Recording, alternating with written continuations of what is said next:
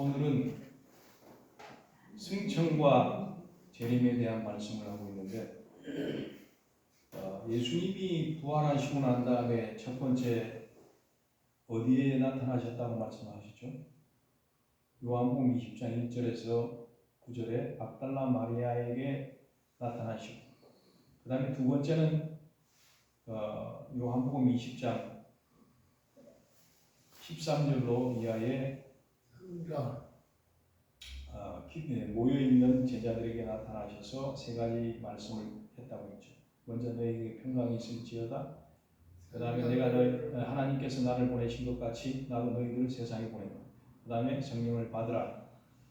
그렇게 말씀하셨고, 그 다음에 세 번째는 어디에 나타나셨다고 말씀하고 있습니까? 요한복음 21장에 말씀하고 있는, 지난주에 어떤 제목이었죠? 내가 나를 사랑하느냐? 이제 디베랴 호숫가에 게네사렛 호숫가, 게네사렛 호숫가에, 갈릴리 호숫가에 이제 세 번째 나타나셔서 세 번 부인한 베드로에게 세 번의 기회를 주시고 내가 사랑하느냐, 그렇게 세 번 질문하심으로 말미암아 내가 주님을 사랑하는 줄 내가 주께서 아시나이다, 그렇게 대답함으로 내 양을 치라, 내 양을 먹이라, 내 양을 치라, 내 양을 먹이라, 그렇게 이제 말씀하셨던 것을 볼 수가 있습니다. 이제 우리가 알 수 있는데, 이제 예수님께서 이 땅에 부활하시고 난 다음에 며칠 동안 계셨다고요? 40일 동안 계셨는데, 그 40일 동안 있으시면서 지지난주에는 내가 사랑하느냐, 지난주에는 어떤 내용이었죠? 마태복음 28장에 대한 말씀을 하고 있었죠. 16절로 20절까지 말씀을 통해서 가서 제자 삼으라 라고 하는 말씀을 하시면서 지상 최대의 명령을 그 제자들에게 주셨다, 그렇게 말씀했죠. 그 다음에 이제 마지막으로 예수님께서 이 땅에 계시면서 하늘나라로 승천하시기 전에 대한 말씀을 오늘 말씀하고 있는 내용인데, 사도행전 1장 6절에서 14절에 보면은 예수님께서 제자들과 함께 계시는 동안에 대한 이야기를 하고 있는데, 제자들은 예수님께 이제 물어보았죠. 하나님의 때가 언제입니까? 이제 예수님이 승천하시고 난 다음에 다시 오실 때가 언제입니까? 그렇게 질문을 하니까 예수님께서 뭐라고 말씀하셨죠? 그때는 나도 모른다. 오직 아버지만 아신다. 아버지의 권한이다. 그렇게 말씀을 하셨죠. 그리고 난 다음에 이제 9절과 10절에는 어떻게 말씀하고 있습니까? 그 말씀을 하시고 난 다음에 예수님이 승천하셨다 라고 하는 거죠. 하늘로 올라가셨는데, 자, 이 말씀을 마치시고 그들이 보는 가운데서 하늘로 올라가셨는데 구름이 그를 가리워서 보이지 않게 하더라. 자, 하늘로 올라가신 그 예수님을 제자들이 보고 있으니까 천사가 나타나가지고 뭐라고 이야기했습니까? 왜 그렇게 보고 있느냐? 너희가 본 그대로 다시 예수님이 이 땅에 오실 것이다 라고 하는 것을 말씀하고 있죠. 자, 어떤 사람들은 예수님이 실제로 구름을 타고 하늘로 올라가신 것으로 알고 있지만은, 그러나 성경에는 어떻게 말씀하고 있어요? 9절, 다시 9절 시작. 이 말씀을 마치시고 그들이 보는데 올려져 가시니 구름이 그를 가리어 보이지 않게 하더라. 구름을 타고 올라가신 것이 아니라 구름이 예수님을 가리워서 보이지 않게 하더라 라고 하는 거죠. 자, 여기서 우리가 중요한 것을 발견해야 되는데, 구름 타고 올라가신 것이 아니다라고 하는 거예요. 엘리야도 승천할 때, 그 다음에 에녹도 승천할 때 구름 타고 올라가는 게 아니에요. 그럼 어떻게 올라갔습니까? 이제 에녹이라고 하는 사람과 엘리야는 변화된 모습으로 올라갔어요. 그러나 예수님은 부활체의 모습으로 올라가셨다라고 하는 거죠. 자, 그러면 예수님이 다시 이 땅에 오실 때에 우리는 어떻게 해서 하늘나라로 올라갈 수 있을까요? 어떤 모습으로 올라갑니까? 훈련이 변화되어서 올라간다. 에녹과 같이, 엘리야와 같이 훈련이 변화되어 가지고 올라갈 줄로 믿으시기를 축원합니다. 아멘. 할렐루야. 아멘. 네, 올라간 사람들만 얘기하고 아멘합니다.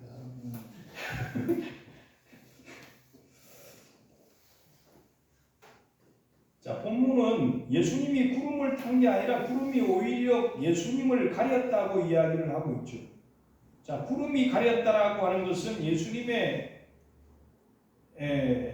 승천의 사건이라고 하는 것인데, 자, 예수님은 사람의 눈에 보이지 않는 세계로 올라가셨다라고 하는 거죠.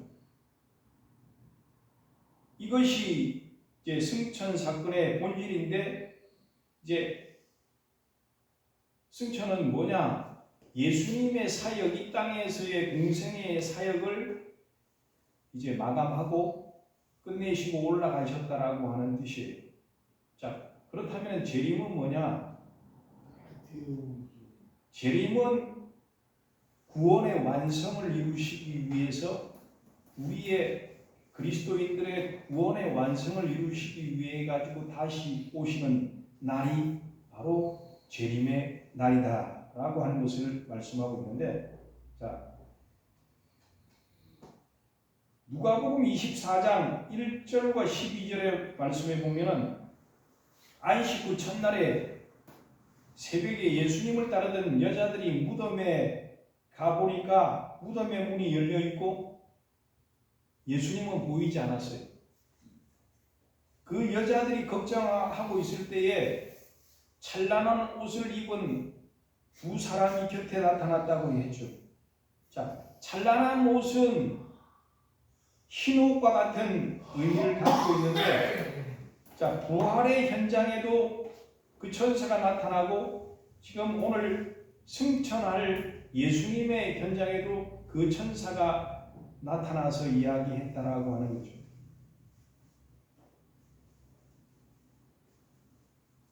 그래서 사도행전 1장 3절에 따르면은 부활하신 주님은 40일 동안 제자들과 함께 계시다가 이제 승천하셨는데, 자, 그러므로 부활과 승천 사이에는 며칠이라고 하는 간격이 있어 40일이라고 하는 간격이 있죠. 여기에 40일이라고 하는 것은 원래 40일이라고 하는 숫자는 이스라엘 사람들에게, 그 다음에 이제 우리 그리스도인들에게 특별한 의미가 담겨져 있는 기간이다. 그래서 출애굽을 이제 할 때 이스라엘 백성들이 광야에서 몇 년간 있었죠? 40년간을 그 광야의 생활을 했다라고 하는 거예요. 그 다음에 예수님이 이제 공생애를 시작할 때에 광야에서 마귀에게 시험을 받으면서 며칠간 금식 기도를 하셨죠? 40일간 금식 기도를 하셨다라고 합니다. 그래서 여기에서의 핵심이라고 하는 것은 뭐냐면, 예수님은 뭐 환상이나 이제 보이지 않는 형태가 아니라 제자들과 함께 3년 반 동안 함께 하셨다라고 하는 것이 중요하다. 그러므로 부활은 이제 하나님께로부터 승천받는 것으로 끝나는 것이 아니라 뭐까지가 이루어져야 된다는 하는 거죠? 재림을 통해 가지고 구원의 완성까지 이루셔야 이제 그 하나님의 예수님의 사역이 완전하게 이루어지는 것이다 라고 하는 거죠. 할렐루야. 아멘. 그러므로 11절의 말씀에 보니까 갈릴리 사람들아 어찌하여서 하늘을 쳐다보느냐 너희 가운데서 하늘로 올려지신 이 예수는 하늘로 가심을 본 그대로 오시리라. 이제 그렇게 말씀하고 있죠. 자, 이것이 바로 재림의 신앙이다 라고 하는 재림, 다시 오실 주님에 대한 재림의 신앙인데, 어떤 분들은 이 구절을 문자 그대로 받아들여서 실제로 예수님이 하늘에서 이제 뭐 UFO를 타고 그 다음에 방문을 한다든지 아니면 다미 성교회에 1998년도 10월 28일에 그때에 예수님이 우리가 드리고 있는 예배 현장에 올 것이다, 그렇게 이야기를 했죠. 그래가지고 이제 진짜 방송국에서 이제 나와서 카메라를 들이대고 예수님이 오실 것이다라고 하는 것을 믿는 자들이 진짜 온 것인지에 대한 거 촬영하려고 이제 했었죠. 근데 그때 안 오셨잖아요.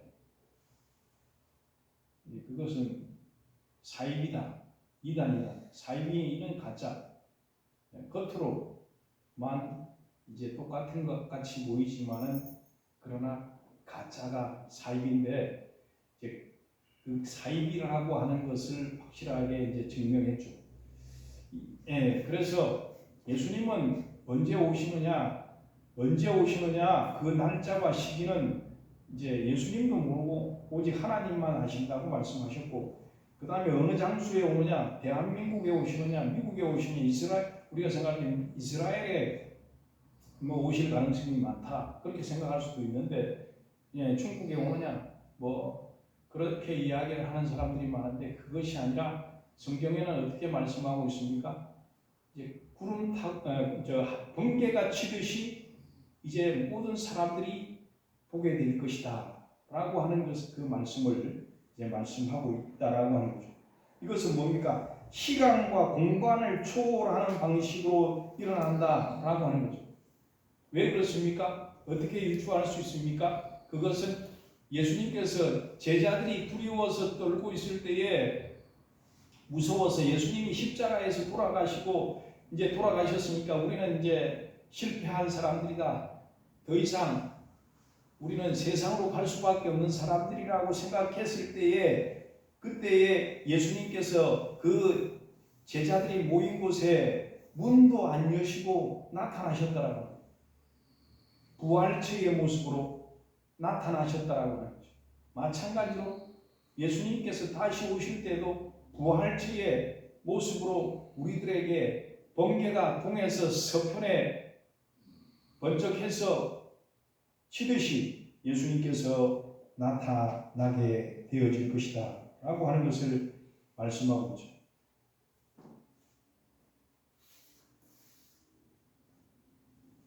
자, 그분의 심판은 어떤 겁니까? 곧 생명의 종말론적인 완성이다, 최종적인 완성이라고 하는 거죠. 이게 우리 기독교 신앙의 이제 모든 것이 되어진다라고 하는 거죠. 그래서 우리는 그 순간을 기다리죠.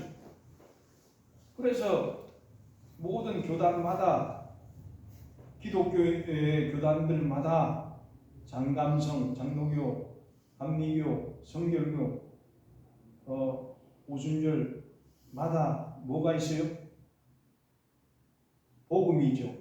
사중복음이라고 하는 것이 있는데, 그 다음에 이제 순복음이나 오중복음이라고 이야기를 하고 있는데, 성결, 중생, 성결, 신유, 그 다음에 뭐예요?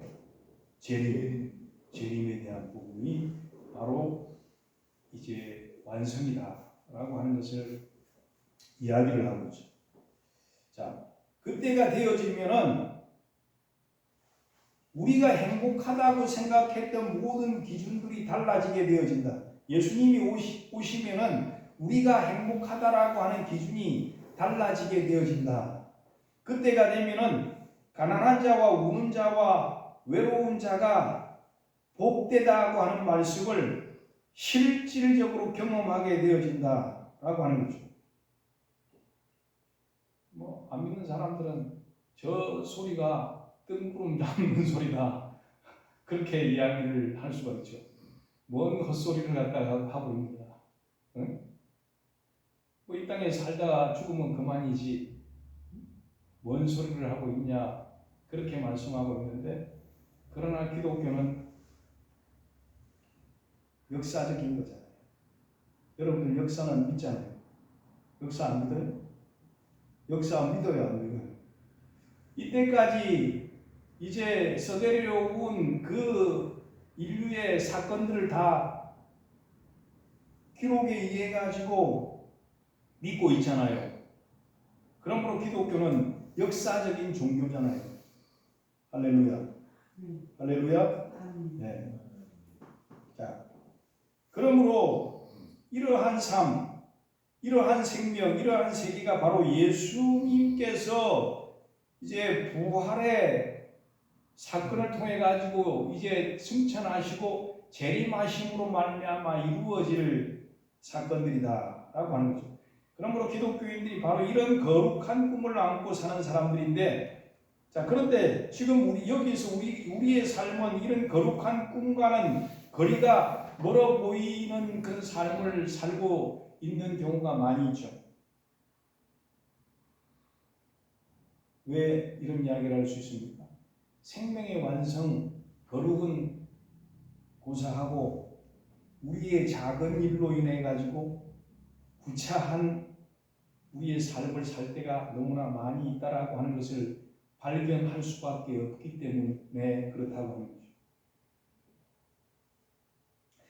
뭔가 완전히 변해서 부활의 거룩한 삶을 살고 싶다는 욕망은 있지만은, 그러나 현실에서는 그게 잘 이루어지지 않는다라고 하는 거예요. 그러니까 제 정신을 차린 사람들에게 그게 정상이니 너무 걱정하지 말아라, 그렇게 이야기할 수밖에 없다라고. 우리는 이 땅에 살기 때문에 거룩을 우리가 주장하고 살려고 노력하지만 현실에 치우쳐서 살 수밖에 없는 생활을 할 때가 많이 있으니까 이제 그것이 현실이다라고 하는 것을 여러분들이 생각해야 된다라고 하는 거죠. 자, 그러므로 승천이라고 하는 것은 부활의 주님이 하나님의 생명 안으로 이제 옮겨가신 일이다. 승천하신 것은 부활하신 예수님이 하나님의 계신, 원래 계신 곳으로 가신 사건이 승천이다. 할렐루야. 네? 원래 계신 곳으로 가신 것이 승천이에요.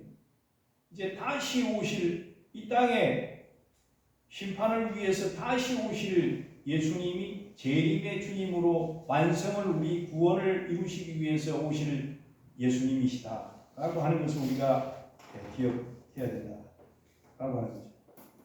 그러면은, 자, 이런 갈등을 이제 피하려고 우리가 살아가고 있는데, 오늘 본문이 그것을 이야기를 해주고 있는데, 예수님의 승천을 경험한 제자들이 이제 어디에 모였어요? 감람원이라고 하는 곳에 모였는데, 감람원은 어디냐? 감람산에 감람원이 있어요. 감람원은 겟세마네 동산이라고 하는 곳이 감람원이에요. 겟세마네의 동산이라고 하는 뜻은 뭐라고 했죠? 기름을 짜는 곳이다. 겟세마네. 그 감람나무라고 하는 것은 뭐예요? 올리브나무죠. 올리브나무에 기름을 짜는 곳이 겟세마네라고 하는 동산인데, 왜 그러면 예수님이 겟세마네 동산에서 기도를 했을까? 기름을 짜듯이 그곳에서 기도하셨다라고. 땀방울이 핏방울이 되도록 기름을 짜듯이 그 십자가를, 온 인류의 구원을 위하여서 십자가를 감당해야 되기에 그 겟세마네 기름을 짜는 곳에서 자신의 이제 땀을 짜내서 기도하셨던 곳이라고 하는 거예요. 의미가 깊잖아요. 그래서 감람원이라고 하는 곳에서 또 승천하셨는데, 11 제자들이 보는 가운데서 또 500의 형제들이 보는 곳에 보고 있는 곳에서 승천하셨더라 라고 하는 거죠. 자, 그리고 난 다음에 이제 감람원이라고 하는 산에서 내려와 가지고 예루살렘에 이제 왔는데 마가의 집으로 추정되는 다락방에 올라가서 그곳에 몇 명이 모였다고 얘기하고 있어요? 11명과 또 많은 여제자들과 성도들이 120명이 모여서 기도하였더라. 그렇게 말씀하고 있죠. 14절에 말씀을 한번 14절과 15절을 읽어봅니다. 시작. 여자들과 예수의 어머니 마리아와 예수의 아우들과 더불어 마음을 같이하여 오로지 기도에 힘쓰더라. 모인 무리의 수가 약 120명이나 되더라. 그때에 베드로가 그 형제들 가운데 일어서서 이르되, 자, 오로지 기도에 힘썼더라. 그렇게 이야기를 하고 있죠. 자, 이 120명이 최초의 교회의 구성원들이라고 하는 거죠. 그들은 승천과 재림의 공동체의 구성원들인데 예수님의 승천을 목격한 사람들이었죠. 그리고 예수님께로부터 재림의 약속을 받았던 사람들이었다라고 하는 거죠. 그러므로 그들은 뭐 했다고 이야기하고 있어요? 오로지 뭐 했다고? 기도에 힘쓰더라. 그렇게 말씀합니다. 그러므로 승천과 재림 사이에 있는 사람들에게 있어가지고 가장 중요한 게 뭐냐? 승천과 재림 사이 우리는 예수님이 승천하셨어요. 재림을 아직 못하셨는데 아직 안 하셨는데 그 사이에 우리가 있는 사람들인데 그 사이에 있는 우리 사람들은 뭐에 가장 중점적으로 해야 돼요? 뭐를 해야 돼요? 14절에 읽었잖아. 뭐를 중점적으로 해야 돼요? 기도. 예, 기도예요. 여러분들은 우리 오민욱 집사님만 입이 있는가 대답을 하고 있어요. 오로지 기도에 힘쓰는 자들이 되어야 된다. 그렇게 말씀을 하고 있는데, 그런데 여기에서 우리가 오해하는 사람들이 생길 수가 있는 거예요. 일상을 거의 포기하다시피 기도원에 가가지고 기도만 하라고 하는 것이 아니다라고 하는 거예요. 전문적인 이제 기도만 하라고 하는 것이 아니라고 하는 거죠. 온갖 종류의 기도의 모임에 참석하라고 하는 것이 아니라고 하는 거죠. 철야 기도를 밥 먹듯이 하라고 하는 이야기가 아니라고 하는 거죠. 기도의 능력이 뛰어난 사람들에게 찾아가가지고 안수 기도 받고 안차를 받으라고 하는 이야기가 아니라고 하는 거죠. 그러면 어떻게 하라고 하는 겁니까? 시간이 많으면 기도에 더욱 힘쓰라고 하는 이야기인데 문제는 그것이 기도가 모든 기독교인들의 모든 것이 되는 양 생각해서는 안 된다라고 하는 겁니다. 기도는 일부분이 되어야 된다라고 하는 건데, 그러므로 오로지 기도에 힘쓴다라고 하는 말은 기도하는 시간이 많다라고 하는 뜻보다는 우리의 삶이 방향이 영적이어야 된다라고 합니다. 영적은 뭐예요? 영이라고 하는 건 뭡니까? 우리의 영이 신앙적인 그런 삶을 살아가야 돼. 성령이 충만한 삶을 살아가야 된다. 그 다음에 신앙이 깊은 그런 삶을 살아가야 된다라고 하는 뜻인 줄로 믿으시기를 축원합니다. 그러므로 삶의 모든 무게를 영적인 데에 두어야 된다라고 합니다. 그러므로 여기에 영적인 것은 오늘 본문에서 말씀하고 있는 영적인 것은 뭐예요? 승천과 재림에 대한 것을 말씀하고 있다라고 하는 거죠. 그래서 마가의 다락방에 모인 사람들은 거기에 마음에 초점을 두고 있다라고 하는 겁니다. 자, 이것이 기독교 신앙의 토대이고 원초적인 본질이다라고 하는 것을 우리가 기억해야 되는데, 그러므로 우리가 예수님의 승천과 재림만을 생각하면서 살아갈 수가 있나요?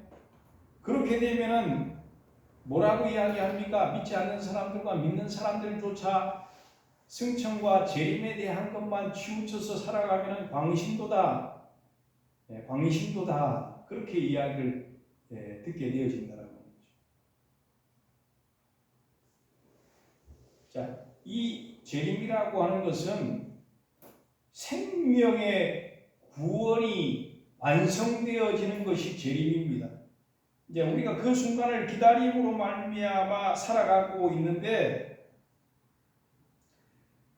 그것이 가장 중요하지만 현실의 삶도 우리가 살아가야 된다라고 하는 거죠. 자, 오늘 설교 본문에서 사도행전 1장 15절에 보면은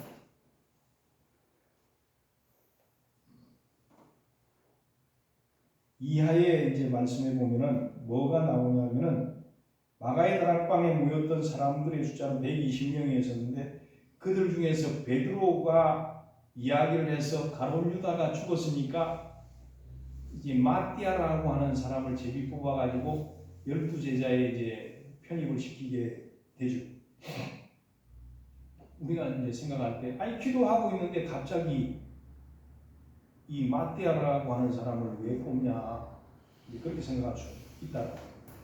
아니 생뚱맞지 않냐? 왜 열심히 기도하고 있는데 왜 갑자기 베드로가 손을 들어가지고 지금 12제자 중에서 가룟 유다가 죽었으니까 제자 한 명을 더 뽑아야 된다, 그렇게 이야기를 하는 거예요.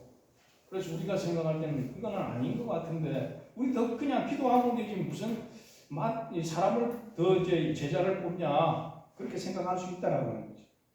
그런데 이 베드로가 이제 성령님에 의해 가지고 그 이야기를 제 안에 내었다라고 하는 이야기예요. 그렇기 때문에 2000년 동안 이 기독교가 균형 있게 성장, 발전할 수가 있게 되어졌다라고 하는 이 이야기는 뭡니까? 오늘날에 있어서도 이 교회에서 직분자들을 세우는 그 일이야말로 중요한 일이다. 기도하고 그 다음에 전도하는 일뿐만 아니라 이제 직분자들을 세우는 일이 중요하다라고 하는 것을 이제 말씀하고 있다라고 하는 거죠.